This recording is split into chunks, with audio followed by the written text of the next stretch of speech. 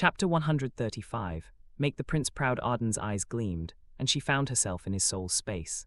Her expression quickly changed as she found herself on a grand staircase, staring at a magnificent white castle. She couldn't just see the castle, but her summons ability allowed her to gauge tier and potential. As she tried to do that, her heart pounded so hard that it hurt. That beat drove her out of Godfrey's soul space.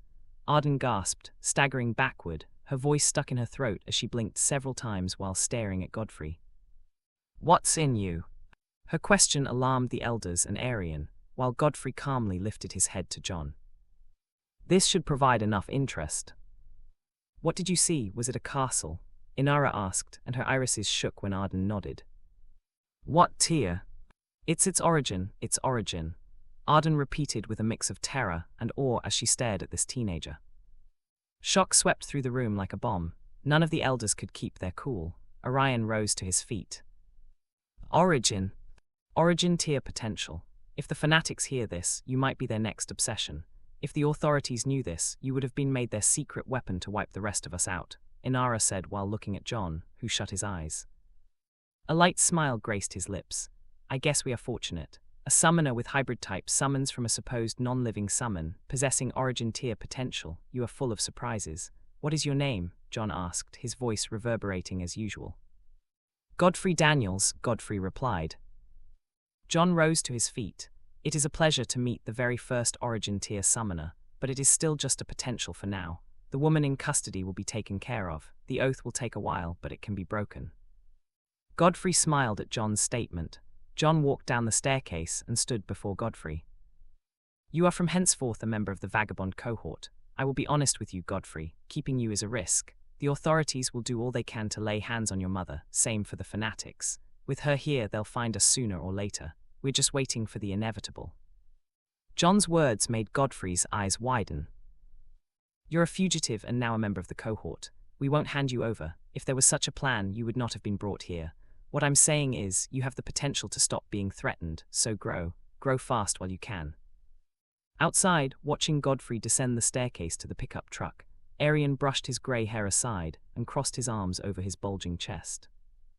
"Origin tier, are you serious, Arden? You made them all soften to the boy, but when I told you to lie, I didn't mean you should overdo it." Arian glared at Arden, who placed her hands on her waist. She raised an eyebrow at Arian's remark. "I actually lowered it. That boy is a threat to the mana tree. The mana tree strengthens worlds and makes them invade each other for evolution, but there's a limiter to each race. However, Godfrey doesn't have a limit. If he did, it isn't the origin tier." "You're serious?" Arian became solemn. Just then, both he and Arden noticed a speeding off-road jeep, which swerved to a halt right before the pickup truck. A man wearing a grey hood with gloves and a face mask came out, waving at Arian. "Captain, there's a spawn tied at the north gate." Arian came down, entered the truck while Arden entered the other front seat. "We're going somewhere." Godfrey raised an eyebrow as they began to follow the jeep.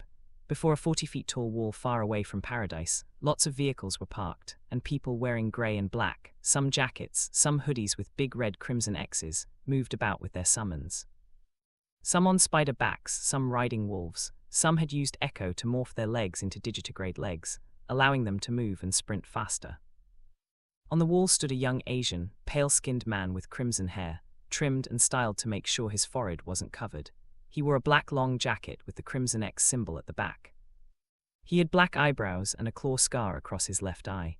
It was faint and did not reduce his looks, but made him look like a man with a past. "It's the captain, he's truly back." Almost 100 regular class vagabonds celebrated when they saw Arian's iconic pickup truck darting down the yellow sand track in between low grass fields. Dax looked at the pickup truck from the corner of his eyes. At that moment, a mighty roar came from the other side. He turned and saw the Red God. The Red God was a fox-like beast, 14 feet tall and 35 feet from nose to tail tip. The tall grass was nothing before its size, but moving through the grass were several hundred other orange foxes. They were about 7 to 8 feet in height, their eyes glowing with ravenous light. The tall grasses parted ways as this huge army of foxes gathered at the distance. Dax's eyes gleamed. He could see the aura of high tiers and elite tiers in that army, all being led by a queen-tier mini-boss. Just as he was about to unleash his summon, Arian's voice fell into his ears. That's Dax, elite class. He's manning this gate today. Dax tilted his head, his eyes widening ever so slightly at the sight of the new face. Captain Arden, Dax greeted with a cool tone. Who's he? Godfrey, our new elite class. Isn't he just a pretty face? Arden chuckled, obviously doing it to tease Dax. It was obvious who was the pretty face between Dax and Godfrey. Dax's genes gave him the advantage. He looked like a South Korean star who had grown tired of his face, so he wore a leather mask with such a strong strap that it made one wonder if the mask could be removed. If we allow the red gate to reach the gate, a battle will definitely cause damage to the wall. We need to attack now, Dax said, like he didn't even hear Arden's tease. I want Godfrey to handle it, Arian suddenly said, causing Dax to squint. Very well then, he'll move with regulars. No regulars, just a summoner and his summons. Can you handle it? Arian turned to Godfrey. Godfrey looked at the great army of foxes, and the red fox with an exaggerated snout, and fangs its lips couldn't cover, and his eyes gleamed. That elder was right, I have potential, but that's just it. It doesn't translate to immediate strength. No one's taking my mother, not the authorities nor any fanatic freak. Lament, you have my command to not hold back. A portal appeared at the bottom of the wall, and a lone knight on a mount walked out. The horse reared, lifting its forelimbs off the ground as it neighed loudly. Finally, Lament's voice tore through the air as black smoke billowed wildly out of him, manifesting into knight cavaliers. In a blink of an eye, 200 gallant cavaliers were lined up before the wall. Make the prince proud, Lament declared. 200 Lord Tears, Dax exclaimed, his thick voice laden with disbelief, while Arden's lower lip fell. The Golden Order cavalry was made up of a kindred, the only group who were able to ride the exceptional Sun horses. During their time, they were the last hope of the castle, the last stand against the Dark Lick's vast army. That army spread like a bottle of black ink on white paper. It was unstoppable, not until the 3,000 golden cavaliers, these anointed knights, charged into this corruptible, vile ink. Riding straight to its core where the Dark Lick sat on his skeletal throne made of the fallen. With the Dark Lick's head, Lament recalled how, lonely on his horse, he watched the Lick's army crumble. As the pictures in his head faded, Lament looked at his brothers. Though dead, their strength had not faded, neither had their devotion for duty been abated. Belmont, Lament said toward his stallion, and it moved. Its steps weren't light thuds, but they sent tremors through the earth. Though agile-looking, Lament's horse had a powerful skeletal structure and great muscle mass stretched over its explosive body. Coupled with the armor, the warhorse weighed about 6,000 pounds, and yet could hit 300 mph at full speed. With the addition of the rider, their total weight was around 6,900 pounds. Each cavalier was built to be a unit, as their movement alone could bring down walls.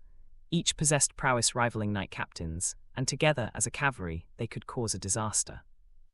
The moment they all moved, the trembling of the earth made the faces of not just the elite class on the wall, but all the regulars change. A great amount of dust rose, grasses were uprooted and flung into the distance by the fierce wind generated by their charge. It feels like everything would fall apart, Dax said inwardly, as the tremors were so great that people in the city miles away looked in the direction of the north. The charge of 201 Golden Order cavaliers, each weighing almost 4 tons, put so much pressure on the foxes that they turned tails and began to flee. Arden couldn't believe her eyes. They're running, she gasped. Even her own ears doubted what left her lips. Even dungeon beasts fled. That was a very odd sight. I don't blame them, Dax replied with a low tone, shooting a glance at Godfrey from the corner of his left eye. It would be suicidal to stand against such a cavalry. Before their eyes, the cavalry split up. With a sweep of their halberds, several foxes were slain, their bones shattering at the sheer speed the night cavaliers moved. Though it was day, they were like shadows of light to the foxes. While the night cavaliers reaped lives like harvesters of grain, Lament crushed and stomped everything in his path as he went straight for the red god. He activated element infusion, turning himself and his stallion into what seemed to be a mini sun. Golden sun flames burst from within him, an adaptive ascendant skill, as it wasn't just flames around him.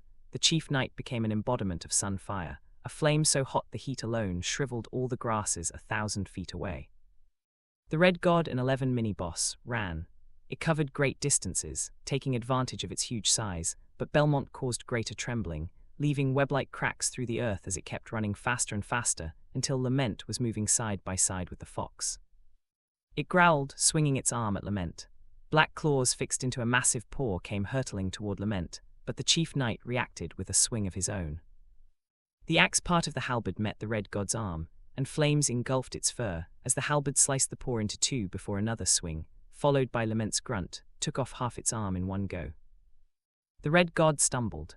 Losing control in the middle of such high speed raised a great amount of dust as it tumbled several times, clearing grass from a huge area.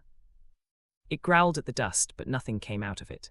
Not just Lament had gone missing, but the entire Night Cavaliers were gone, leaving behind 100 and something orange foxes left. They were killing the foxes. Why did you retrieve your summon? Arden snapped her head toward Godfrey. I didn't, Godfrey replied, once again experiencing the feeling of being completely dry. This same action wiped out all he had. Lament's innate skill was beyond his capacity. It always didn't last. He's out of mana, Arian replied. I made you absorb a month's worth of mana during your sleep, and you consumed it in less than 3 minutes of battle. It's understandable. 200 was just too much of an overkill. You should have been 10 or maybe 50, and you'd be more strategic on how to deploy them. The mana needed to handle an innate skill that could summon 200 Lord Tiers is too much. You'd have to dedicate years to meditation in order to use this ability freely, and even then you would devote a lot of time to meditating, Dax said solemnly. So I'm stuck. Lament can summon up to 3,000. Imagine them charging. Godfrey gazed at the destruction Lament and his cavalry did to the field and squinted. All 3,000 of them might cause a literal 9 earthquake. Godfrey, are you listening? Arian's slightly loud voice pulled Godfrey out of his thoughts. I was saying summoners are like batteries without specific capacity. Out there you meditate, but we've developed a different means since constant battles drain the reserves. It's called mana refinement, and it produces the solid mana I gave you back then. Godfrey recalled the white jade. Without that jade, he doubted his streak of dominating his enemies in school would have been a straight success, or even his struggle to escape. We have a plant for it, we'll be going there next. Just as Arian said that, the red god unleashed a reverberating roar that echoed through the mountains afar. It began to run toward the wall once more, only with one forelumb this time around. It must have guessed the cavalry wasn't returning. It has figured out that something is wrong with the summoner. That's why I hate the red god. Its intelligence makes it dangerous, Dax said softly. Go back to your spawn spot. As he said that, a red and golden portal opened up above the foxes, and a summon fell out of it. It was a 12-feet-tall creature with the shape of a gorilla, only slightly more humanoid. It had 2 glowing red tusks that seemed to come out fresh from the forged dark brown fur with glowing golden rune symbols and circles at its thick, greatly muscular arms down to its feet. Its nails had a golden sheen, and its head full of mane-like crimson hair fluttered in the wind with short horns poking out of the hair. It wielded a huge slab of heated stone, 5 feet in length, attached to a thick metal rod. The Infernal Hammer Titan. A 9.8 Lord Tier with a potential of 12.5 King Tier. Currently 11.3. It swung its hammer downward right on the red god's head, a blow that sent shockwaves rippling outward as the red fox's head flattened and its fangs fell off. Web-like cracks spread out, tearing open and revealing a boiling hot depth where about 20 foxes fell into. By simply swinging the hammer to its shoulder, the huge gullies closed. Other foxes closed in. Seeing this, 6 infernal hammer titans came out of the original summon and swung their hammers, killing the rest before they turned faint and vanished. The infernal hammer titan slammed the hammerhead into the floor before leaping and perching on the top of the rod, picking its sharp canines while looking around. I think Jin is in love with being a watchman more than you, Dax. Arden smiled at the titan, who didn't even look at them. Its thick, lustrous hair fluttered gently in the wind as its hand-like feet held strong to the little platform, keeping it suspended a few feet above the ground. Regulars came out of the gate, sighing and groaning. Some threw dirt at Jin, cursing that it stole all the fight. Was it Jin that caused all that commotion? One of them asked, looking at Godfrey, who stood at the wall with the other elite class and the captain. I doubt, another who rode a huge lion summon said, squinting at the hoof print in the middle of cracks. Jin doesn't have hooves. I guess the new elite class isn't simple. Before we go, do you see that? Arian pointed at the regular class. Godfrey frowned. He knew Arian was referring to the strange factor that most of the regulars had additions. One of them had a blade attached to the forelumb of her lion summon. Another's spider feet were covered with steel which had spikes. Another elongated the tip of his rhino's horn with metal, making it a few feet longer. Naturally, it's impossible, but that's what Orion's summon does. Not every summon can create an adaptive skill, be it advanced or ascendant, but Orion's summon works on raw materials from raids, using them to form weapons that can fuse with an extension of your soul, which is your summon. It shortens the natural advantage we humanoid summoners have over them. Arion turned away. Let's head for our next destination, Mana Refinement Plant. Wait. Dax's voice made Godfrey pause. He turned to the masked Asian who walked up to him, stretching out his hand. I'm Dax, and I must admit, you have a sick summon. Godfrey smiled, shaking Dax's hand. Thank you. We should go now. Arion's voice rang out, already halfway down the wall, forcing Godfrey to chase after him. I've never seen Captain personally show anyone around. He always leaves that job to me. Arden crossed her arms, raising an eyebrow behind her large, round, golden-trimmed glasses. It looks like he's found his protégé, she added, watching Godfrey and Arion board the pickup truck. We should make our prayers for him then. The captain's training regimen is always brutal, but it did make us who we are. I wonder what he will turn into at the end of his own. His strength will fill up the hole left by Bodhi. Losing an elite class to those fanatics during our last major raid was a big loss, Arden said with a melancholic gaze. Dax sighed. After an hour-long drive, Godfrey found himself inside a building. He stood at the 5th mezzanine floor, looking down at a great hall without pillars.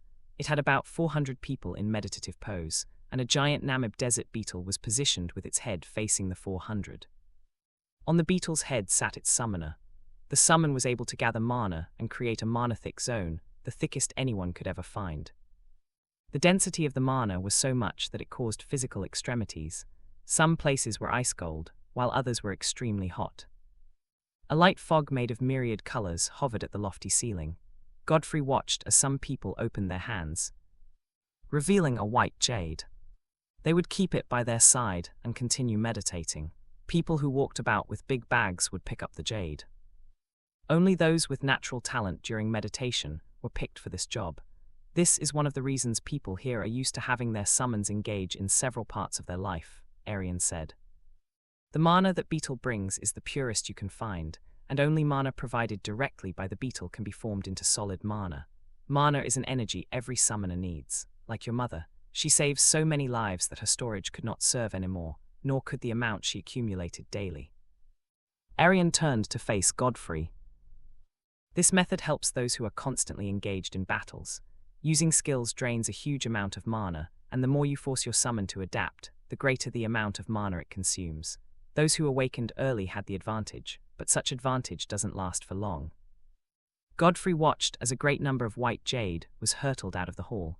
Why didn't the authorities think of something like this? Every advancement depends on summons, Godfrey. Even if they can think of it, we have the summon. Mana refinement can only work in the mana zone of the beetle, Arion replied. Your mother's summon could bring about the perfect life era, but she can't be in that life because her summon's healing ability probably won't work on her.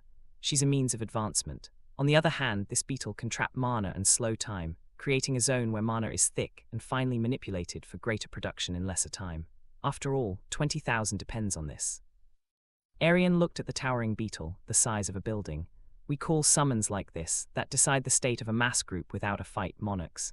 In their natural habitat, they're lords of different species of creatures, because those creatures want to gain from them. He turned to Godfrey. Think about it. Any badly damaged creature can receive healing from a compassionate creature like your mother's summon, and even if it's a threat, it won't kill the stag. The same for this beetle, it supplies so much mana. We think if allowed to accumulate for centuries or even millennia, it can form hills and mountains of solid mana. You could bloat yourself with mana, speed up the evolution of your summon, and almost never run out of mana. His eyes narrowed. Other creatures won't kill valuable ones like this. They could fight themselves but be meek around these ones, even defend them, because with monarchs, the terrain has an advantage. When you raid dungeons constantly, you're bound to walk into one of these miracles. Well, most don't make it out alive. Wow, Godfrey gasped. He knew of invincibles, summoners with summons that absolutely dominated others below them, and now there were monarchs. One could be attributed to having a powerful skill, like the headmaster's ability to revert or Rick's ability to freeze motion. and the other, the monarchs, could have an army ready to defend them because of their importance. They didn't need ridiculous offensive might. I already have a dungeon for your first raid. You'll have to be properly trained before then first, Arian said. A green gate or a blue gate? Godfrey asked.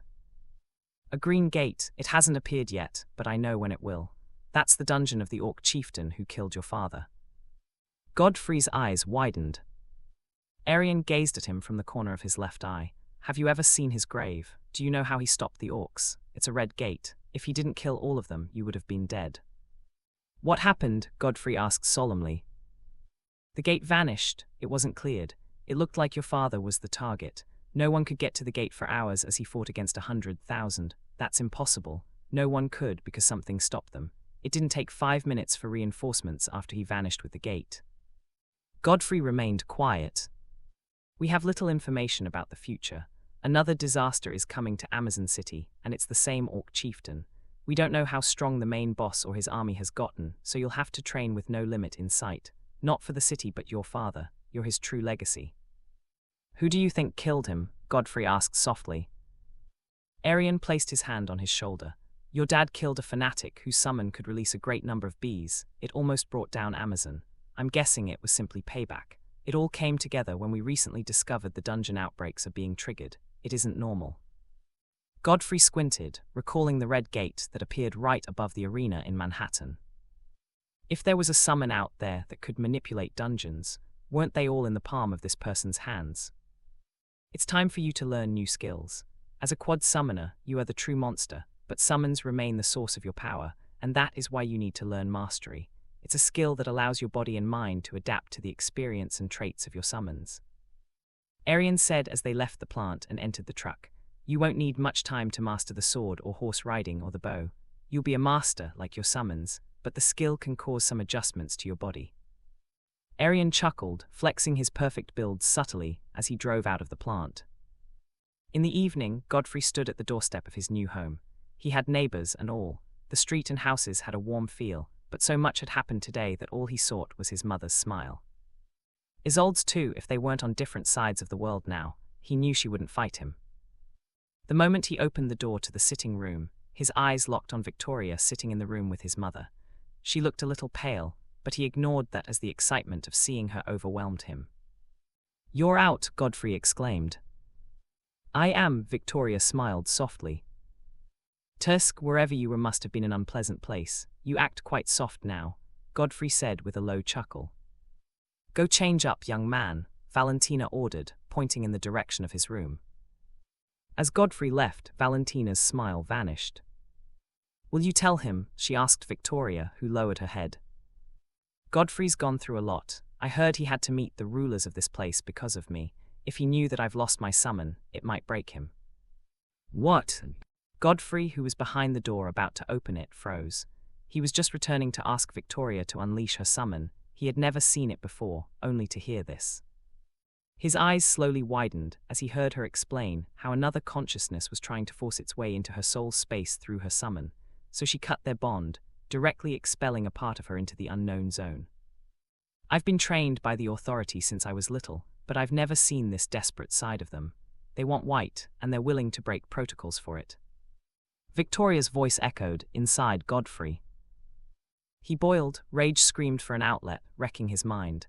His body trembled, but Godfrey contained it and sat on his bed. Contained? He thought he did, but his soft tapping of his foot on the floor caused a quaking of the entire building, and the other two beside it.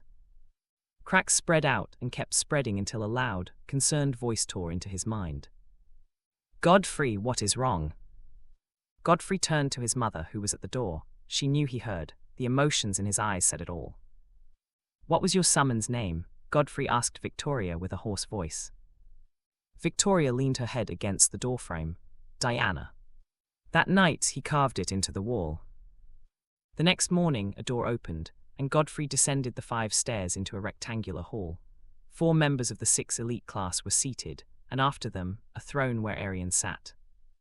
Isshin, the blue-skinned Oni Ronin, stood behind Arian. Upon seeing Godfrey enter the hall so suddenly, everyone turned to him. You're early, Arden smiled. Godfrey recognized her and Dax. Of the other four, there was another young-looking woman with white curly hair and attractive bright pink eyes.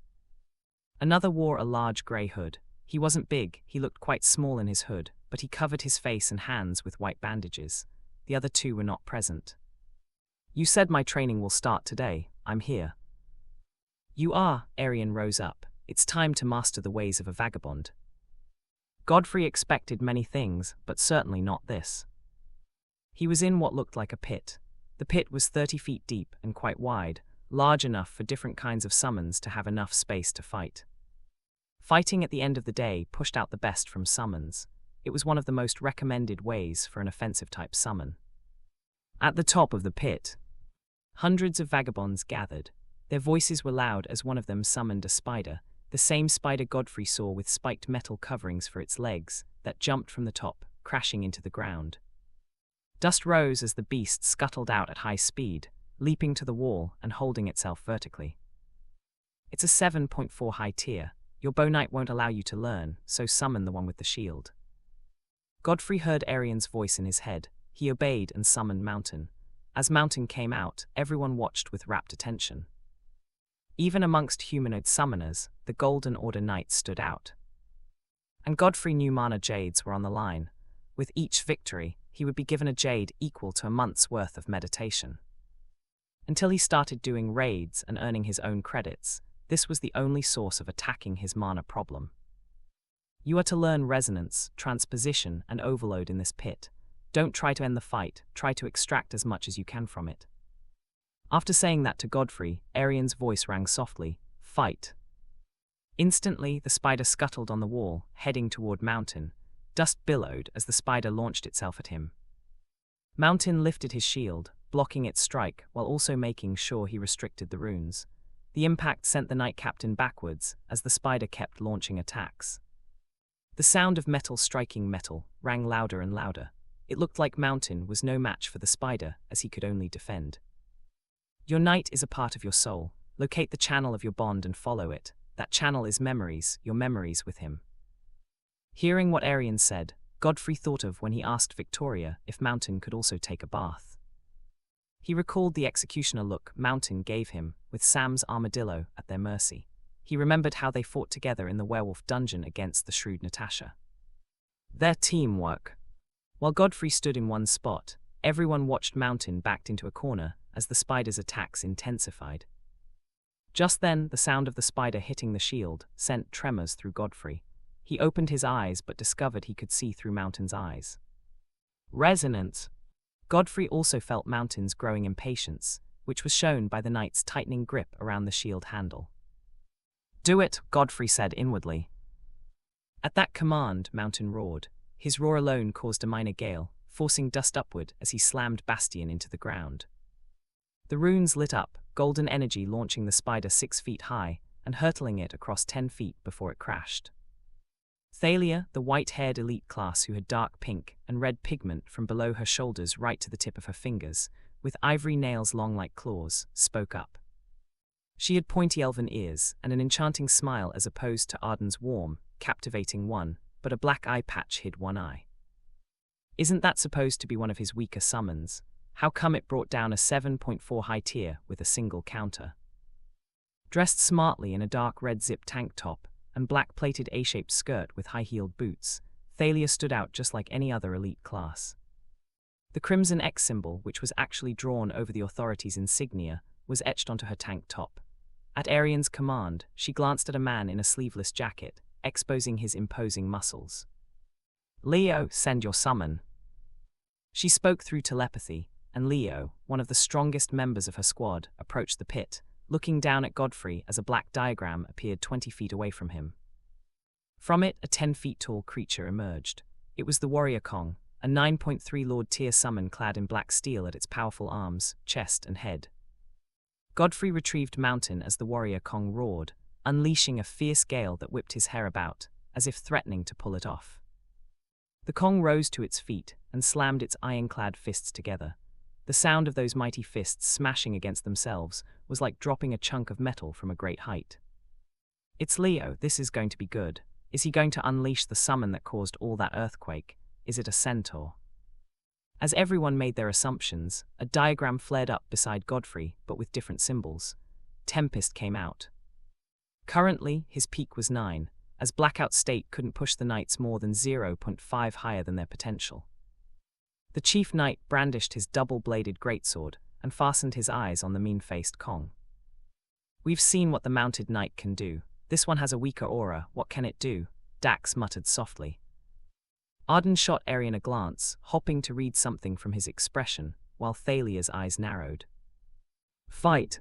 Arian's command came. The moment he said that, a projection of the warrior Kong appeared almost at the top of the pit, swinging its fist down. Tempest looked up, leaping just when the Kong was close, and his double-bladed greatsword came swinging, slicing through the projection's translucent neck. The real warrior Kong was already close as Tempest landed, throwing a devastating punch that was already before the chief knight's face. Using lightning-fast reflexes, Tempest tilted his head as the fist tore past, grazing his golden mask, revealed due to his hood falling off. Tempest's long silver hair fell as the mask in all its splendor was revealed.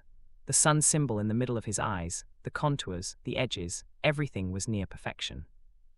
It looked more regal than intimidating, but behind the hood it gained a frightening feel. Tempest's tendril wings moved in that moment, wrapping around the warrior Kong's arms and feet, lifting it from the ground. "I've adapted to this situation," Leo said as iron spikes protruded from the black steel plates donned by his summon, spikes over 2 feet long, piercing through every side. "He's lost," Dax sighed, seeing the spikes piercing through Tempest's armor and coming out his back. Blood stained the crimson armor as the spikes were retrieved. Just when it seemed Tempest was about to collapse, the metal halo above his head gleamed, and those wounds slowly closed. The holes in the armor sealed up first, leaving tiny marks. Lightning danced softly on the fur of Leo's summon, almost teasing it. Godfrey's eyes narrowed when he saw Tempest raise his knee. He knew what Tempest was about to do, and the chief knight did it. He slammed the bottom of his ironclad boot into the warrior Kong's chest. A Spartan kick. The force launched the summon 50 feet deep into the pit's wall, causing a rift that tore the earth where others stood open. Everywhere shook, debris falling from the dome-like structure above the pit. Silence reigned as everyone wore horrified faces. Their expressions said it all, was that the strength of a mid-level Lord tier. Godfrey was helpless. He didn't even know how to tell them Tempest was being merciful. That kick was better than his double-bladed greatsword and the rage of his lightning. Right. Looking around, Godfrey realized the regulars might never want to fight against him again. Leo was on his knees, gawking at Tempest and Godfrey. Maybe he should train during raids. Those knights clearly don't recognize anything that doesn't wear similar armor. A frightened regular proposed with a raised hand while staring at Arian. They wanted to properly introduce Godfrey to the cohort, and of course, the introduction was meant to be a little beatdown, a little show of skill and wildness, but they just realized Godfrey might be young, yet he was definitely in the league of the elite class. "I guess they might not like ballista," Godfrey sighed inwardly, recalling how he shot several arrows into Cecil's summon or any other thing they faced. Sparring wasn't really ballista's thing. Whatever stood on the other end of his arrow was a target. "Let's switch then, summoner versus summoner. No summon. Whoever is willing to get into the pit and teach this young man what it takes to survive several raids when your summon is locked in combat will gain half a year's worth of mana jade." "Captain," Arden yelled as everywhere got rowdy. People were flexing their arms. Each one of them was a pro at different martial arts. The first to enter the pit was a man with a one-edged sword. "Do you want a weapon?" Slade asked as he brandished the blade. "I'm good." Godfrey manifested armor over his arms, hitting the thick pauldron with one hand. "This will do." "You're a boxer, I've got range. In actual combat, that matters more." Slade closed in, lowering his body, and at the last moment stomped the ground. He transferred all that energy to the hand wielding the sword, swinging it with great force. Godfrey simply caught it and with a slight flex of his fingers, snapped the blade in half. Slade's eyes widened. That sword was made from an 8.0 Lord tier dungeon beast. How? The lesson here is, an elite class is an elite class, and range in battle is determined by who is more skilled, not what kind of style. Arian said. "That boy before you is a king tier all on his own. Treat him like you're facing a dungeon boss, and you might survive. Arian's words fell on everyone's heart like a boulder. Their gazes changed, including Thalia's. An hour later, Godfrey walked into an even smaller room, which belonged to him as an elite class. Apparently, regulars had bunk beds and shared a room, but he had all this to himself. "It's small," Godfrey said, looking around. "Take." Arian gave him 2 mana jades. "That's 2 months' worth of meditation, and you didn't even have to get into that uncomfortable poise. I'd advise you to meditate, though, at least so you won't get rusty." He banged the doorframe. "Tonight, you'll face Dax. You can't beat him like you did the others. I've prepared a healer specifically for you. Dax's taekwondo and staff can kill, but you've got a king-tier body, you'll survive." Arian chuckled while Godfrey grimaced. Arian didn't sound like he was joking about Dax's lethal martial arts. 1 year and 2 months later, it was a new semester for Manhattan High students. Godfrey's peers were now entering the school to begin their senior year. Police patrols were still more common than usual around the globe, but it had dropped to about 10% of what it once was. The previous year had been terrible for Manhattan Summoners High after a student murdered 300 policemen, and Manhattan was accused of training a humanoid summoner, resulting in the imprisonment of the headmaster. Sitting in the third-year students' class, Janet looked out the window, staring at those coming in with her friend. "First day of the semester," Gumgirl said, smirking as she watched sleek cars drive into the wide entrance where students came in from. "Now that they're seniors, the dorms don't apply to them anymore. Most of them are pretty rich, and of course they'll be showing off their status," she said while looking at the cars. From the white one, Snow came out of the back seat. As he shut the door, the car drove out of the school. Now 186 cm tall with a more mature and sharp jawline, he slung his white backpack over his shoulder, walking toward the building while gathering attention to himself just by walking. "I heard Snow spent his break in Egypt. He's obsessed with getting stronger despite breaking several world records. His summon isn't even the glimmer wing butterfly anymore," Janet said softly. "Whatever it is now, it's clearly made him more handsome. Snow's just modeling our uniform for free. The school should pay him. The new additions in our class came because of his picture on the billboard," Gumgirl said with wide eyes, following Snow's movements. Suddenly, 2 black cars drove in. Their quality stood out even amongst the other vehicles, and from the look of the Dragon brand on one and the Snake on the other, they were custom-made cars, made just for members of the strongest families in this region. As the back doors of the one with the Dragon brand opened, Isolde and Lucy came out. Now in their 18th year, both girls had fully developed figures, and with Isolde's regular visitation to the gym, her figure was beyond admirable. And of course, as a young woman who valued the upkeep of her looks, her porcelain skin was glowing. Her golden-orange eyes went to the opposite car, from which a black-haired 18-year-old stepped out with a calm face. His irises were crimson and reptilian, a look achieved through echo, but it made his eyes a trap for the ladies. However, when his eyes met Isolde's, they turned ice-cold. "Leander Ouroboros," Janet said, staring at the tall, 190 cm senior. "He came to Manhattan last year and was like Godfrey too, but more dominating, and had all the past seniors, which was Percival's class, at his back. He became king, had great wooing skills that quickly made him popular, but Isolde, Manhattan's queen, was his arch-nemesis. Isolde was the giant dragon that ruled the skis, and Leander was the titanic snake that dominated the earth. Ouroboros is the second most powerful family in this region. Leander is their most promising heir. Isolde is the best of her generation, but why does Leander want to defeat her and prove he's superior?" Gumgirl pouted. "They could become close like how Isolde was with Godfrey. I mean, they're so similar. Both crazily good-looking, both insanely wealthy, both have dual summons that are really powerful, and they also have this dominating air around them," she added. Someone groaned behind them. Both girls turned and saw the one groaning was a male student. "I'm salivating at that name. Godfrey Daniels, the man with big money on his name. Catching him will make me one of the richest in this school." "Totally, the dude's family has made bounty hunting boom since last year. I could change my life and that of my generation with $1 billion, and I heard his mother is just a doctor. It wouldn't take much to catch her." Cecil found out and leaked the news that the Shadow King beat Damien, Vin, and Tyler back then.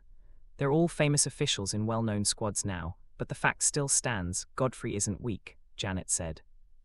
"He's not unbeatable either. Leander and Isolde are the unbeatable ones."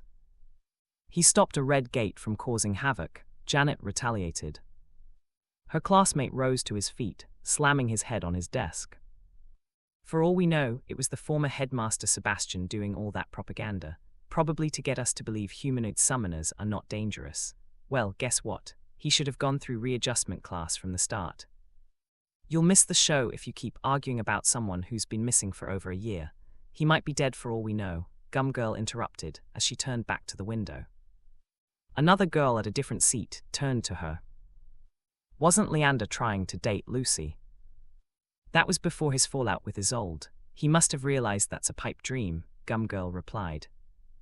There he is, the Shadow King's protege, Janet whispered, gazing at Isaac, who entered the vicinity through a different path meant for those coming from the dormitory.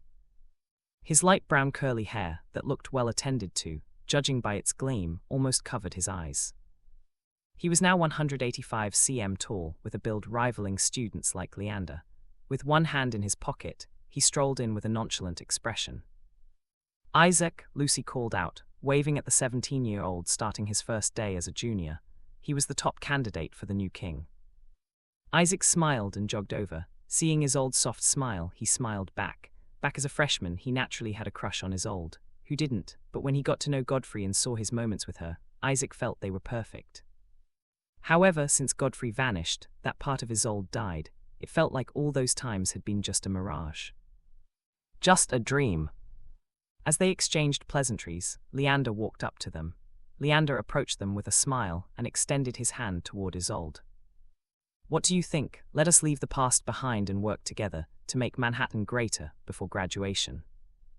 After blocking her ears with earbuds, Isolde walked away. Isaac and Lucy followed her, leaving Leander, who clenched his palm into a fist, grinding his teeth. Isolde's eyes gleamed as she walked. A meeting had been held with all the top figures around the globe, from great-named families to guild masters, but only the Pendragons seemed not to be in full agreement with the sacrifice for the perfect life era, explained by the 7 heads. Naturally, Arthur and Christine's love for their only remaining child drove them to take that bold step. During that meeting, it was revealed that one of the greatest achievements the perfect life era could produce was an army that couldn't be defeated. They could conquer dungeons in masses without registering a single loss. They would also have greater strength over the masses, reducing crime rates and bringing every summoner under control, further weakening other factions like the Vagabonds and the Fanatics. People naturally did not want to lose a loved one. That would be a powerful key in the hands of the 7, a key that could make them like gods. Isolde looked at Leander, who was now crowded by the likes of Dale, Siegfried and Cecil, whom Snow had disconnected from. The reason Leander was here in Manhattan High was because of what her parents did at that meeting. Other families and guilds had eyes on them, but they respected the Pendragon's strength. After all, a cornered dragon was still a dragon. She sighed as she climbed the staircase to the floor where her classroom was. Isolde had made up her mind to stay.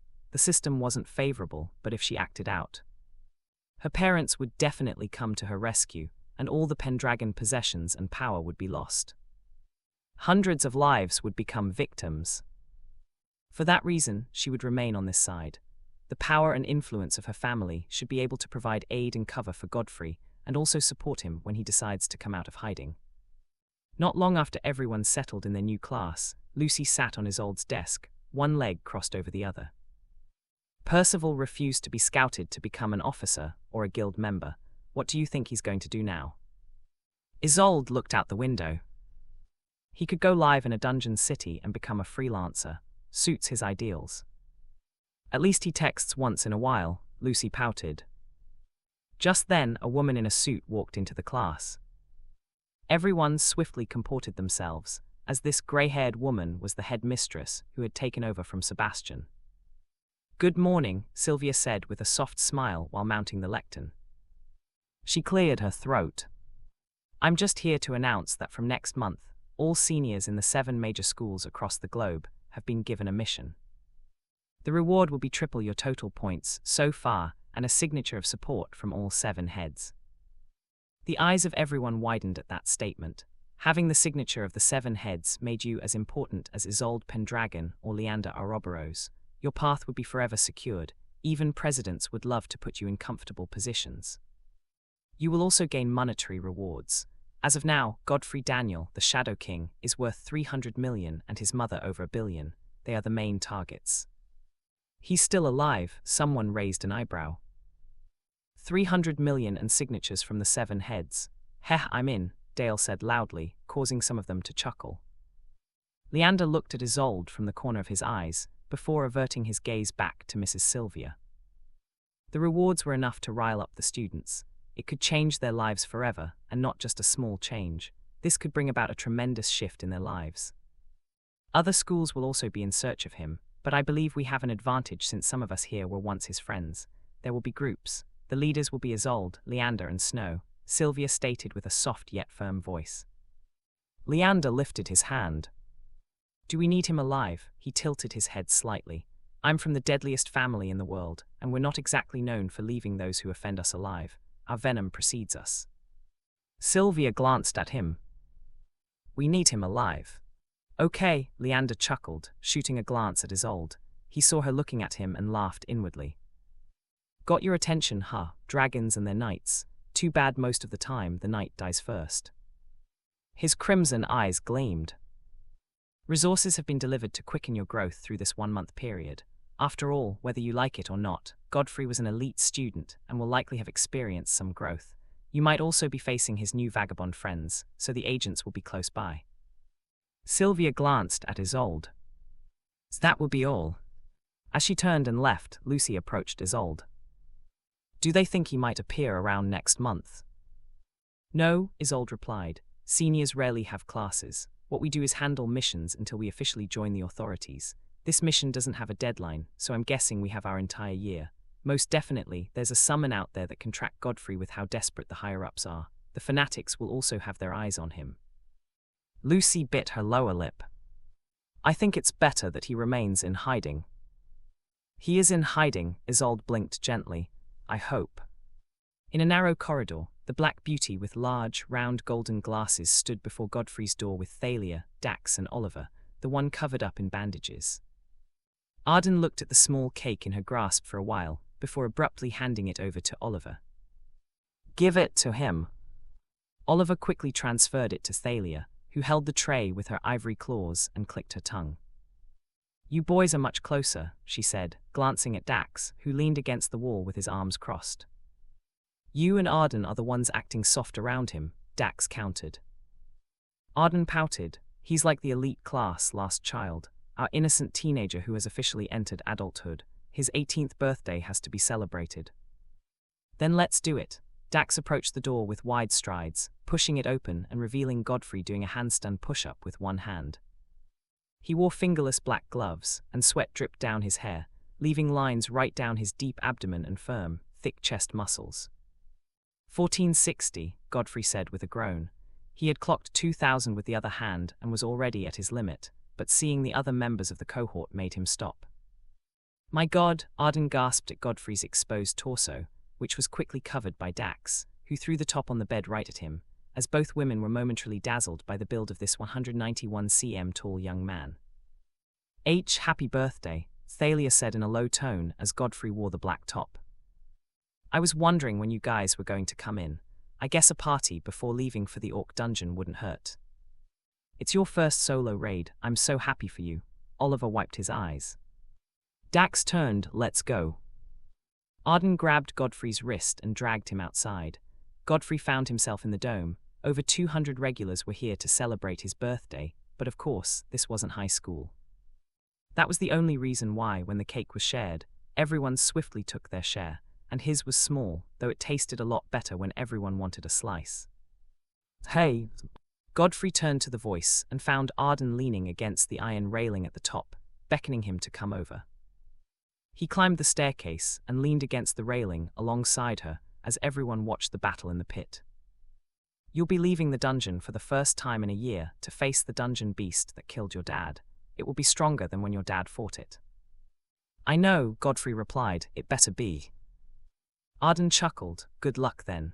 You've been spending everything on Mana Jade, you must have enough to keep all 4 of your knights out and at their peak. Godfrey smiled softly, I have a decade worth of mana stored within me. His expression became solemn, he was going to face a horde. And he planned to do it with his own golden army. It was time to come out of hiding and step into the world that now saw him as a criminal. This time around, he would have a mask, and not just that, he would bring with him an army. Godfrey shut his eyes and appeared in his soul's space, right in Lament's chamber. Raising the tier of higher-tiered summons was much harder than lower-tier ones, but he managed to raise Lament from 9.5 to 10.9. He evolved Tempest and fed him enough cores to rise to 9.9. Ballista, even after evolution, hit the limit at 8.3, while Mountain stopped at 7.9. All his knights had experienced great growth, and constant raids had made his personal combat skills soar. Usually, it takes a growth of 1 or 1.1 to unlock the next door, but it seems I'll need more for this one. Godfrey said as he touched the huge door. Half of it was stone and the other half was wood. Lament said beyond this door wasn't a chief, but a commander, though female. She was higher in rank than all the rest he had summoned. It was time to hit the outside world. Was Isolde waiting for him? It's been so long. A sudden nudge brought Godfrey's attention back to his surroundings. He saw Arden pointing at a spot below them with slightly narrowed eyes. He's back. Godfrey looked down and his expression hardened at the sight of a man with a cowboy hat.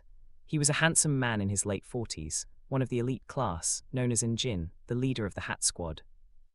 Njin had just walked into the dome, and his cold eyes met Godfrey's. Godfrey recalled him returning in the 3rd month since his arrival in Paradise.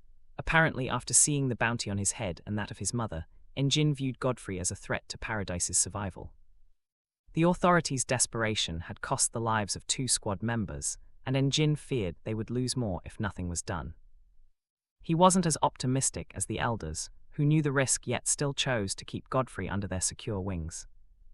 Godfrey had potential, but if he were killed immediately, that potential would mean nothing. And this was the reason Godfrey trained hard. The authorities were indeed desperate. He had seen the bounty on his head. It was big enough to make even a friend stab him in the back if given the opportunity. But the cohort were the sole group that went to the outside world. So the temptation wasn't widespread. Knowing the authorities might one day find this place, the elders were still taking the risk, just like Headmaster Sebastian. It's the 3rd time I'm seeing him this year, Godfrey muttered. Whatever you do, avoiding direct confrontation is best. Njin might be annoying, but he's not too far from matching the captain, Arden said softly. What are you doing, trying to shoot your shot when he's far away from his girl? Thalia's coy voice made Arden snap her head toward her. Arden's eyes gleamed, and one of her hands turned into a massive wing. With a single move, everyone on the mezzanine was sent flying. Thalia dug her claws into the cement floor, leaving fine claw marks as she slid a few feet backward. Why so upset? Thalia chuckled. She's drunk and fast as usual, Godfrey sighed. 5 hours later, a man wearing a cowboy hat stepped out of a truck. He tied a scarf from his nose downward, hiding his face, and wore a black long coat. Max looked at the building before him. Several people moved up and down the humble staircase with warm expressions on their faces. Lifting his eyes to the window on the 2nd floor, he saw people inside from the viewpoint of the window. Today was Valentina and her summon's birthday, and due to the aid her summon had given to people, her home was populated with visitors bringing gifts, many asking about Godfrey. Max even saw a woman and her daughter ascending the stairs with a wooden-crafted sculpture of a magnificent stag. Looks like the people love her, Max sighed. The authorities will find us and all that smile will be wiped out because of her. You've seen how much they're offering. There's a summon that can counter Gabriel's banishment, and you know it. The elders hide the truth that these people might bring the end of Paradise, a voice replied in his mind. It was Matilda, his sister, who squatted on the rooftop of a higher building opposite Godfrey's home. Because she was on the roof, no one could spot her. Max squinted. His sister had lost her fiancé in their raid 6 months ago, and it made her loathe Godfrey's presence, especially after realizing the authorities' agents were relentlessly after them more than usual because they wanted information on Valentina's whereabouts. Killing her on her birthday, I know it's for the 20,000 innocent lives here, but it will make us enemies with the captain. Our disguise won't hide us for long, Max said, hands buried in the pockets of his long jacket. Matilda replied firmly through telepathy. Boss said he'll handle the captain. We'll kill her and let the authorities know she's dead. That way they don't get to use her summon and the chase ends. Well then, we're just following orders. Do it, Max said as he ascended the staircase. A red thorn, 6 inches long, protruded from Matilda's palm, tearing through the air at high speed. Matilda had been monitoring Valentina, so she calculated her next step precisely. The thorn neatly pierced through the wall, but right before it could pierce Valentina, a crimson gauntleted hand grabbed it. At that moment, Ballista was completely revealed. For months, since his summoner grew in mana, he had entered an invisible form, guarding Valentina and Victoria like their shadow. After learning more advanced adaptive skills, Ballista could not only go invisible, he could cancel any sound generated from his armor and steps. So when this 7-foot-tall knight appeared from nowhere, everyone was shocked. He knew. Matilda's eyes widened. Just then, Max appeared at the door, pulling out a modified revolver loaded with Lord Tier-killing bullets. Those bullets cost a fortune. Seeing this, Ballista grunted as his crimson armor turned pitch black. He became a black knight with a crown helmet, overload state. This increased his strength to 9.7. Max fired the gun, spilling fiery bullets, but Ballista crackled with a new lightning variant to further increase his speed, launching arrows and disintegrating the projectiles until none remained. Max's eyes shrank while Ballista breathed heavily, though he controlled it. Max vanished, leaping through the corridor and down the staircase, landing on the top of his car. "Ballista, kill him," Victoria yelled. Meanwhile, Max's eyes widened outside as he saw his sister Matilda falling from the building, long arrows protruding from her body. To his shock, there were golden knights with bows positioned on the rooftops of both buildings. Clenching his teeth, Max turned invisible and fled as arrows were shot at him, but he evaded them, moving at great speed. The knights couldn't see him, they weren't like their captain. But as he made a swift turn, a black knight landed before him, his magnificent cloak fluttering. Claws manifested in place of Max's hands, and he enhanced them, increasing their lethality. They were too close for Ballista to use his bow, especially after the knight hung it on his back. But putting the bow aside didn't make Ballista weaker. It only meant he lost his range. In melee, this knight captain was an absolute beast. The creature he fused with was an orc after all. Fusing the strength of that creature with an already powerful knight gave birth to an existence with terrifying raw strength and near-omniscient senses even Godfrey found hard to copy. In addition to that, Ballista was in overload state. His punch tore off the right side of Max's abdomen, leaving nothing but blood. As Max slowly reacted to that, the second fist came, tearing his head cleanly off his body and planting it into a wall. Ballista wiped his bloody gauntlets with Max's clothes before the body finally fell. With a soft grunt, the bow knight captain turned invisible as he walked away, leaving the gruesome sight in the street. Eventually, Godfrey heard of it, but the matter was already before the elders. Dax stood outside his room with Oliver while Godfrey sat, his head facing the cement floor, yet his rage made the air within the room heavy. The entire camp was silent. The moment Godfrey rose to his feet, Dax's eyes gleamed, the same for Oliver, whose aura shifted sharply. "Sit down," Dax said firmly. Though they couldn't see each other, both sides were perceptive enough to feel the movements being made on either side. "Give me one reason why," Godfrey's deep voice came from the other side. "The captain is on his way. Wait till he comes. If you start a fight, everything will further collapse. A command has already been broken. It might get worse if a fight breaks out and you won't be going against one man but an entire squad," Dax explained. "So," Godfrey's voice rang from the other side. Dax clenched his teeth. He knew how much of a monster Godfrey was when angry. In fact, they already knew an angry Godfrey was no different from a bomb. Forget his summons, him alone was a throne-tier threat. It would take him and Oliver just to stall Godfrey, but once his summons entered the mix, it was game over. Once Godfrey flipped, the camp would be turned upside down. Wasn't Jin mad? Dax could only sigh at his bad luck. "Just sit. I know he tried to kill your mother, but she isn't dead yet. The elders have summoned him, we'll all be going there soon. Just wait for the captain." Dax's eyes went to Oliver, who was quiet. He also didn't want Godfrey and Oliver to clash, as Oliver's summon didn't differentiate between friend or foe. A single cut and you would remember it for the rest of your life. "Let him out," a voice rang, prompting both elites to turn right. They saw Aryan in a trench coat, with simple round glasses and the backside of his shoulder-length grey hair packed. He looked like a man on vacation, yet his expression was placid. "You can come out," Dax said, as both he and Oliver exhaled noticeably. They were betting on their one-year friendship should a fight occur. Godfrey stepped out, his eyes meeting Arian's. "Let's go." A small crowd stood at the left and right sides of the hall as Njin stood before the elders. Everywhere was dark, with the light focused on Njin. The man had a calm expression, though he could still see the elders. "Are we going to act like his summon didn't kill people? It had the strength to apprehend them and not brutally kill my squad members. We have not asked a question and you are already speaking. In that light, you also had the strength to fight, but you chose the path of a coward. Kill the threat, it's okay when they're not related to you," Inara said softly, her voice charming as if she wasn't scolding Njin. "Our lives are at stake here. Keep them here any longer and we'll have agents at our doorstep," Njin retorted. "Njin, you weren't abandoned because you went through the readjustment program and became an agent for the authorities. We still allowed you to stay," John's deep voice rang. "They're offering $1 billion for that woman." Njin pointed at Valentina, who stood beside her son. $1 billion and more rewards. If I didn't love and appreciate paradise, I would have given in. I did what I did for paradise, and you all look at me like I'm a demon. I've lived here for 15 years. I've done more than what he can ever do. You polluted the minds of your squad, Njin. No one rejected you, even when, as an agent, you had soiled your hands with the blood of these same people you call your own, Orion replied. "We are not the authorities. We take the risk, and most of them have turned to our favor," he added. Njin's face contorted. "It's different this time. I'm sure you know of it. You've brought the wrath of the heads upon us," Njin snapped toward Arian.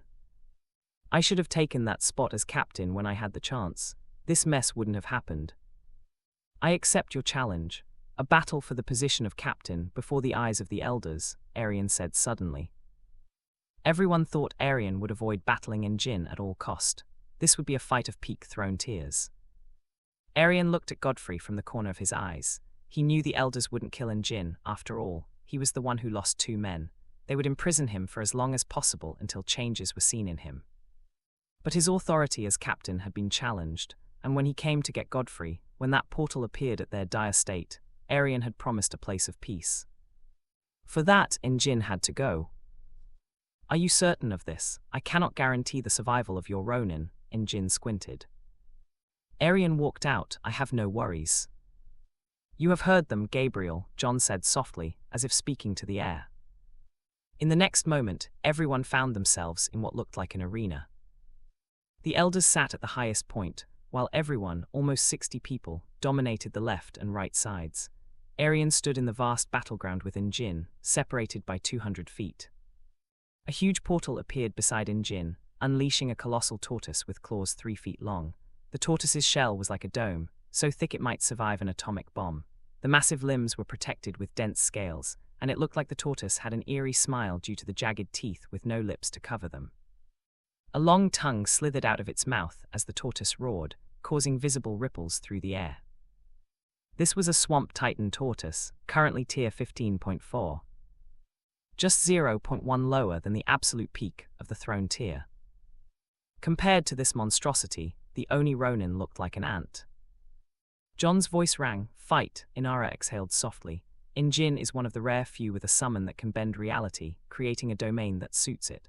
Once that domain is created, I doubt Isshin would stand a chance. The defense of their tortoise is also nearly impenetrable. It countered Isshin's katana in the past. It was time Arian proposed the fight. The cohort must have placed Njin in the same league with him. "It's high time we all see and know the truth. Who's stronger?" Orion stated calmly. Arian's Oni Ronin Isshin slowly unsheathed his katana. The moment he did, the air became restless, like a hurricane was nearby. His hakama fluttered, as did his waist-length grey hair. Njin's tortoise took a step, and the battlefield began to transform into a swamp with twisted trees. Isshin swiftly leaped to one of the tree branches, vanishing before the branch could entwine itself around his feet. Everything in the swamp domain would act against Njin's foes. Mid-air, Isshin swung the katana at a speed the eyes couldn't follow, before slowly sheathing it as he descended onto a black tree branch, but it didn't attack him this time. Inara's eyes widened at the clean cut that had gone through the great wall of the arena just behind the tortoise. "Why you're not a throne tier?" Njin spat blood as his mountain of a tortoise split into 2 clean halves. "Saint tier," Dax said softly, yet his supposed calm voice couldn't conceal his awe. Arden watched Njin collapse like a leaf and crossed her arms. Captain showed no mercy this time around. Arian walked out from the safe spot in the battlefield, speaking as he walked. If they had been handing over those that would cause greater issues, Paradise might not have survived for this long. Know this, we're all fugitives, wanted by the outside world. Trust is what keeps us. Break it and Paradise falls. His voice rang loud. At night, Godfrey sat on the edge of the bed, gently tucking his mother in. She chuckled. Since when did you become this mature? I'm 18, he replied, leaning close to peck her forehead.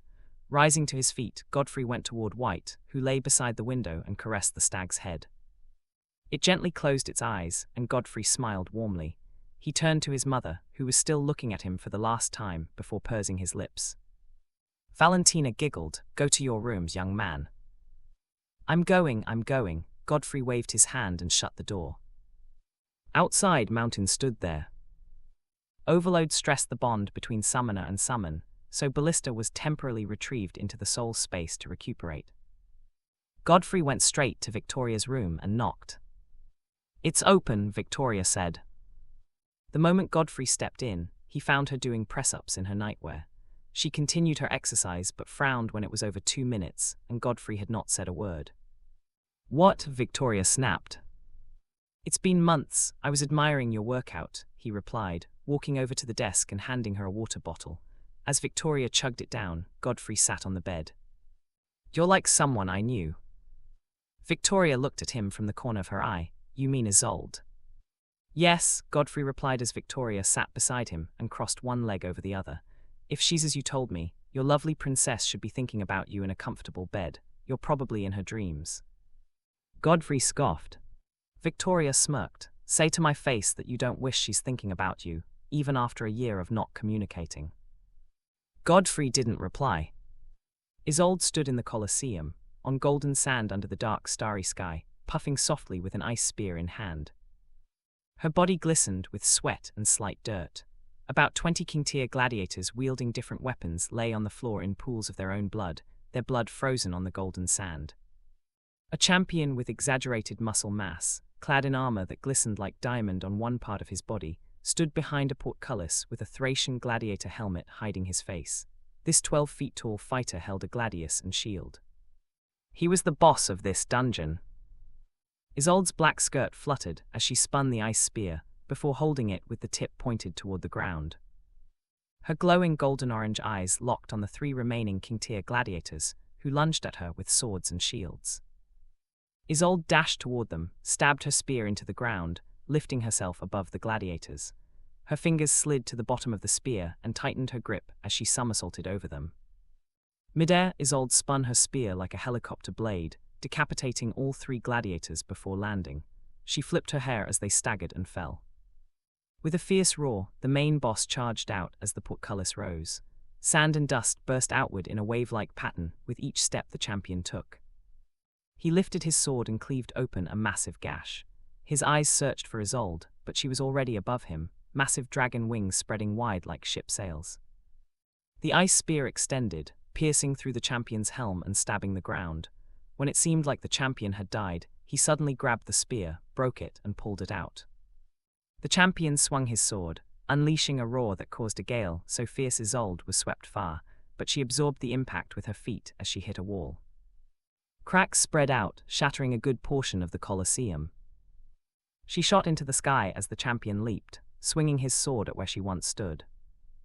His eyes followed the girl who was already beside him, throwing what looked like a punch, but she suddenly opened her hand, revealing a small violet orb. A great explosion roared. A harsh gale able to shake the foundations of skyscrapers swept across the entire stadium as half the Colosseum was wiped out by the violet beam. It's been 12 minutes since she entered the throne tier green gate. Should we send reinforcements? A policeman asked his comrade. A bunch of them stood outside a stadium with many others, making sure people stayed away. Guilds are here, we SH. The other policeman couldn't finish as a green ripple flickered over the stadium, and Isolde walked out, fixing her earbuds. She cleared an arena-type throne tier green gate in 12 minutes. Isolde paused before both men. I can't sleep, are there more dungeons? Their faces changed. A few days later, in the office of Amazon's mayor, the news anchor could be seen speaking through the TV. One of the biggest dungeons Amazon has ever seen has opened in the forest, covering a distance of 1,000 miles. The top guilds in Amazon, Pagoda and Justice guilds, along with the Greyhound Corps, the best agent unit in Amazon, have been deployed to clear the dungeon. Every citizen is advised to refrain from violent actions and be at peace, as the presidents of these guilds, along with their best teams, are currently making sure there will be no dungeon break. While listening to the news, which he already knew a week before now, the mayor sighed, looking out the floor-to-ceiling glass wall with his hands clasped behind him. His predecessor was executed by being exiled to one of the most uninhabitable dungeons on Earth, and now he was facing the crisis of a 1,000-mile dungeon. How many times has a dungeon of this size appeared? He asked his personal assistant. This will make it the third. If it were to turn black, half of Amazon might be wiped out before reinforcements come, the personal assistant replied. Let's hope Redwine can clear this threat, as his guild has been doing in the past. The Pagoda Guild's power is massive. The power of the branch president is enough for us to be at peace. This will pass, I assure you, Mr. Mayor. A vehicle parked before a crowded spot, and a woman clad in armor made from beast parts stepped down. The symbol of 3 claws was etched to her breastplate, and the same symbol was proudly worn by 200 individuals in the vicinity. They were currently at the outskirts of the forest. Isadora Sinclair, branch president of the Justice Guild, who had packed her hair into a ponytail, looked around and steadied her gaze on the government agents. Clad in their blue coats with 4 rows of silver buttons and a beret, all of them also had 7-feet-tall greyhound dogs. Most giant dog summons were usually low tier, but these ones were elite tier, with a few high tiers. And these summons received both military training and survival training with their summoners in the dangerous expanse of dungeons, forging this elite unit. These agents, almost 100 of them, carried modified automatic rifles with 5 daggers. Isadora's eyes went to the leader of this elite corps, who sat in an armored truck. The door was open, and he was also examining the Justice Guild members when his eyes met Isadora's. Isadora narrowed her eyes while Dominic raised an eyebrow. Isadora couldn't help it. This was a grey-skinned man with a huge muscular build. An exaggerated one, which could only be achieved by enhancing muscles with stored mana. Dominic also had short white hair and prominent scars across his face. Lying beside the armored truck was a 9.5-feet-tall American bully. It was pure muscle and terror. Dominic approached Isadora, his size dwarfing the guild president, but Isadora held a confident smile as she stretched out her hand, and Dominic took it. It's a privilege to fight side by side with the best agents in Amazon, Isadora smiled. I heard we're going to see orcs there. Those kind love battles. I hope you're prepared, she said lightly. Dominic chuckled after the handshake. You guilds use dungeons to enrich yourselves. We, on the other hand, have trained for anything. Orcs are one of the many. I see, Isadora smiled in response.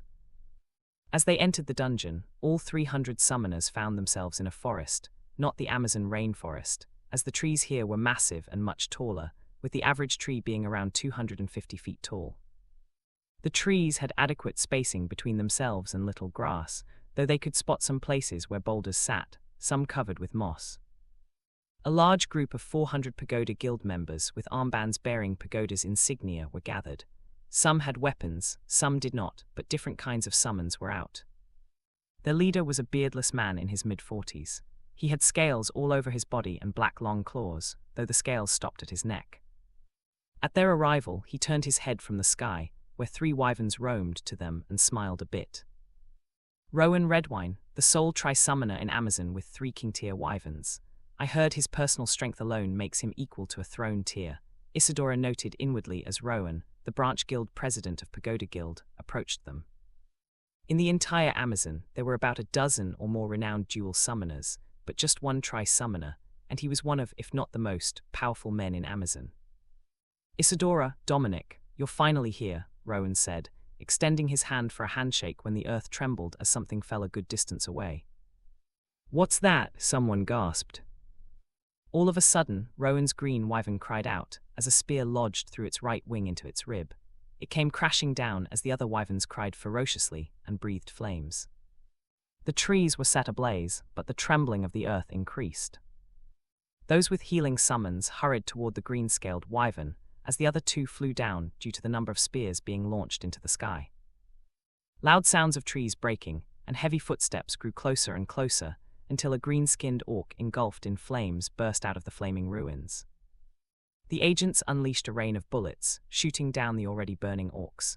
But after bringing down 20 of them, the others that came this time were not in flames, some held shields, and their numbers were in the thousands.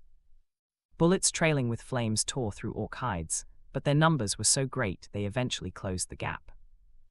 Giant dogs pounced at them in groups, allowing the agents to shoot them down. Rowan blasted fireballs that incinerated his targets as he led the pagoda members, while Isidora's summon, a huge sloth, simply yawned and a dozen orcs felt fatigued. They felt so slow, weak, and tired that some fell asleep on the spot. As more orcs grew weak, the sloth grew faster, its claws cutting through them as it moved like a phantom. "Hold them, they're just mindless muscles," Rowan bellowed courageously as his wyverns dominated the battlefield, but his eyes soon met a black orc in the midst of red orcs with white patterns on its skin. "Justlisk Roman 6 Akojai," it said, "Leg Shravati Skejayahu. You mock us, we shall offer you as a sacrifice to the great chieftain." A woman from Pagoda Guild interpreted with trembling eyes as the black-skinned orc, and Esper summoned hundreds of the red-skinned orcs, all of whom were Lord Tears. While the state of the raid had changed, a golden-haired young man finally arrived in Amazon in a grey hood and a face mask.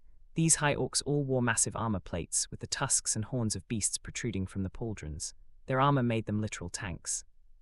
Against the charge of red-skinned high orcs, bullets became useless. They bounced off their tough armor, so the agents sent their greyhounds to meet them.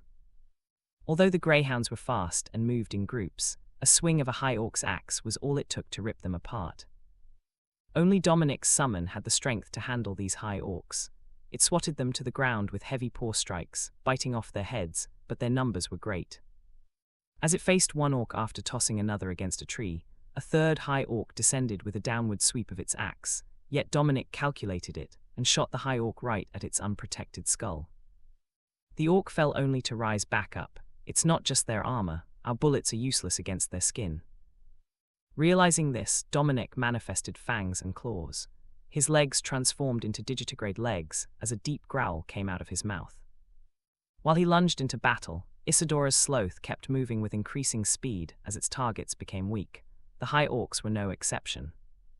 Those around Isidora's sloth found it easy to deal with the green-skinned and red-skinned orcs. As they became fatigued, their very weapons and armor caused their downfall. However, it seemed as if they fought against an endless horde. Isidora lifted her eyes and saw a high orc cleave through the spider summon of one of her guild members.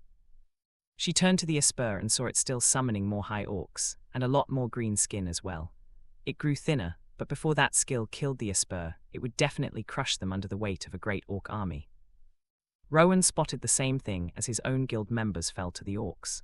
His face hardened as he glared at the Esper. That orc? This was the first time he had encountered an Esper. It was more intelligent than even the dreaded high orc shamans.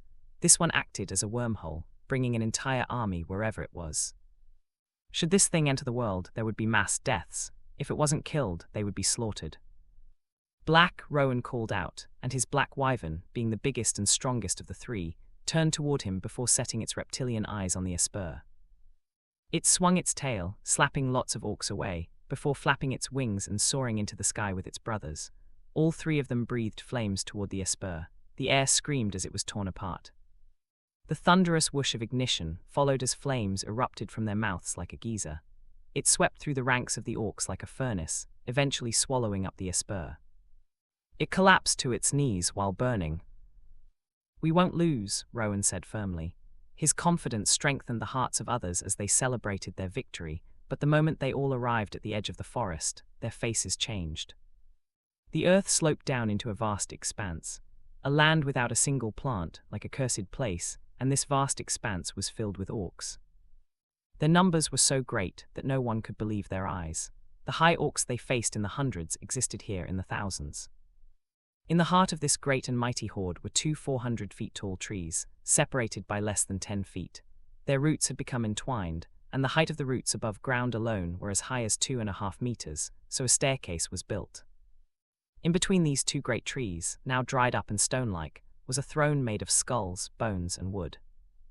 Seated on this throne was a grey-skinned orc, 12 feet tall should it stand.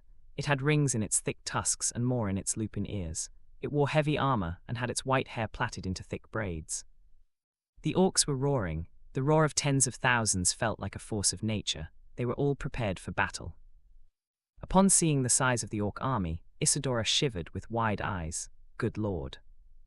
Her shivering was a reaction from locking eyes with the great orc chieftain, who roared at the top of his lungs, his voice sweeping through the expanse. Violashki.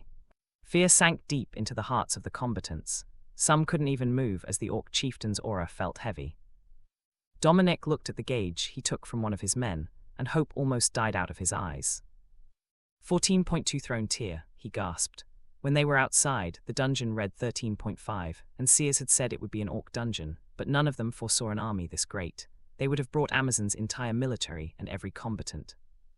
A throne tier boss with a great army of lord tiers, high tiers, and elite tiers, Rowan said grimly, as the great army now had their eyes on them. Their battle-hungry spirit flared up. Isadora took a step backward. We can't clear this dungeon. We would need more than what Amazon can offer to handle it. This is no different than a disaster-class red gate. Try to stay alive. I have 3 king tier wyverns, black is almost at the peak, and I am a 13.1 throne tier. Rowan mounted his black wyvern. I'll handle the boss. Set up defenses to handle the horde, he said as his wyvern flew, followed by the other 2. All 3 launched their greatest flames, a torrent of fire, into the horde before focusing on the throne. The trees were set ablaze, and the stone staircase burned until it became stark white and fragile. Rowan squinted as from the hellish flames, a dark silhouette loomed. The orc walked out of the flames, his muscular arms, uncovered by armor, stretching out as he faced his army. Baka Loshavi Tish Akra Bendavis. Conquer, brothers, this is nothing.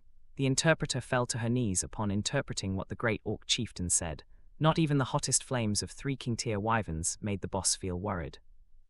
The horde roared with excitement, and the strong ones amongst them, king tiers, launched spears into the air. The air tore apart, leaving ripples as the countless spears flew straight for the wyverns. Despite breathing flames at the spears, the green wyvern was the first to fall as it was speared in the chest, and 3 spears tore through its wings.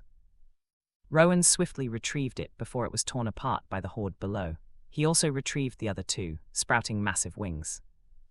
You will die, Rowan declared, activating a skill that caused flames swirling with yellow, blue, and purple to explode from him as he dived down. The moment Rowan reached the great orc chieftain, the flames erupted into a hurricane as he roared. It soared high, surpassing the clouds, and the heat wave even reached the guild members and agents. Even the orcs paused, waiting to see the outcome. The flame hurricane suddenly began to reduce until it was all absorbed by the orc chieftain, who then swung his axe, cutting off one of Rowan's arms, faster than he could realize. Due to the height difference, when the orc chieftain slammed his ironclad boot into Rowan, it was directly at his face, launching the guild president 500 feet away. From the orc chieftain's feet to his waist, fiery veins glowed as flames billowed around these parts. His forearms were included. It was obvious that the orc chieftain now had the wyvern's breath in its body, making it stronger than when it had no element. This boss became an incarnation of death in the eyes of the combatants and agents as they watched the strongest amongst them, Amazon's great guild president, struggle to move a muscle in his own pool of blood. He was just a hair's breadth away from death. We're going to die, someone exclaimed, watching the orcs swarm toward them while that boss loomed in the distance.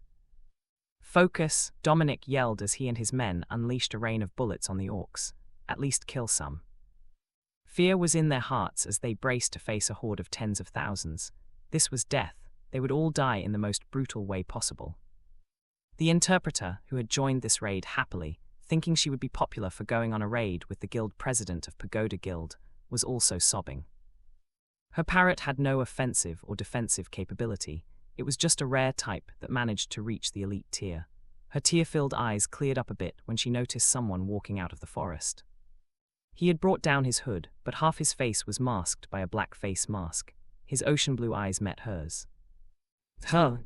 She blinked several times as arrows came out of the forest, making a curve and piercing through the orcs, launching them back upon impact. Their power was even beyond that of the bullets. A great number of 13-feet-tall cavalry trotted out of the forest, and behind them were tall spears wielded by golden knights, matching the size of the orcs. What's this? Isadora panicked. None of this made sense. Was this some kind of double dungeon? If so, was that young man some kind of boss? If not, what was he doing before that intimidating army? Where were those arrows coming from? Nothing made sense here, but she felt deep within her that hope had arrived. With an army of golden knights and crimson chiefs and captains, Godfrey stared at the great orc chieftain, the monster that took his father's life, the being responsible for his mother's tears. He grew up staring at that magnificent statue of his father. It felt like they communicated each time he stared at it, especially as he talked about how his day went. Seeing the orc chieftain, something flared up within him. Who knew what became of his father's corpse? Was it burned, torn to shreds? He had trained for 1 year, all for this cause, all for that orc in the midst of that great army that filled the expanse like a colony of ants.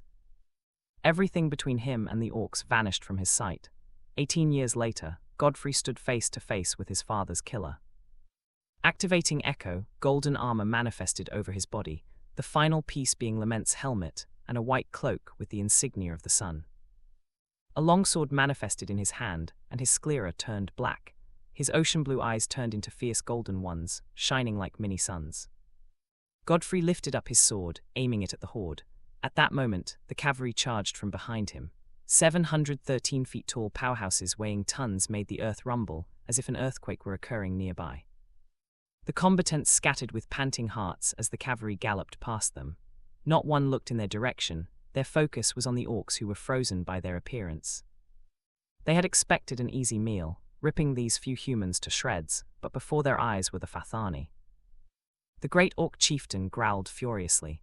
He remembered them as a young orc. He remembered how the great chieftain, who was an Esper, led them to invade what was left of a crumbled world. That was where they first met the kind called men, but these weren't ordinary men. They were a race known as the Fathani. Even without speaking the same language, the name of this race was engraved into their hearts. Once again, he was face to face with the men of gold. The great chieftain roared, causing the horde to erupt with battle cries. They had lost once, but they wouldn't lose again.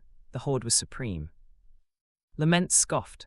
In blackout state, he rose to tier 11.9 and led an army of 709.9 peak-level Lord tiers with abilities to combat low-level king tiers. Following behind them were heavy-looking knights with spears and shields. Their huge pauldrons had 2 spikes, and a fan-shaped crest protruded from their helmets.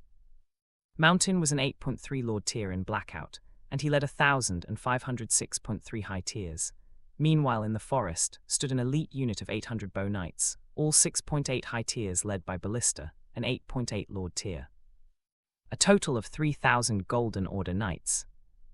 Isadora couldn't believe her eyes as she watched the orcs, for all their might and ferocity, smashed to death under the disciplined strength of Lament's cavalry. Lament's fiery form was already named Sun State, and true to its name, Lament's golden flames made him like a mini-sun. His cavalry split, leaving the lone mounted knight in the horde, but the orcs soon realized the knight cavaliers were the wise ones, as Lament shone bright, forming a giant orb of flames that engulfed him. Before it erupted, over a dozen high orcs were incinerated to dust, and the moment it erupted, a shockwave that blinded the onlookers swept out as that blast, an ascendant skill named Sun Annihilation, wiped out over 400 high orcs in an instant. Others were burned badly by the heat.